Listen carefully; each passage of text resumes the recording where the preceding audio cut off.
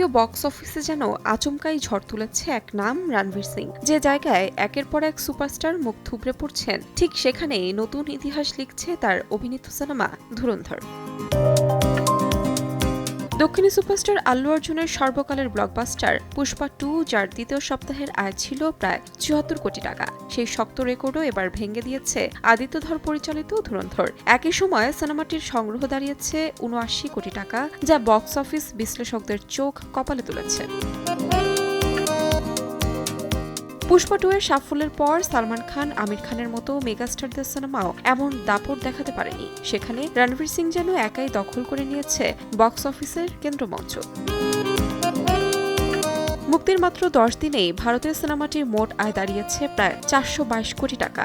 সামনে বড় কোনো প্রতিদ্বন্দ্বী সিনেমা না থাকায় বড়দিন ও নববর্ষের ছুটির পুরো সুবিধা পাবে ধুরন্ধর। সেই সুবাদে খুব দ্রুতই সিনেমাটি প্রায় ৭০০ কোটি টাকার ক্লাবে প্রবেশ করতে পারে বলে ধারণা বিশ্লেষকদের। তাহমিনা তন্নি, সময় সংবাদ।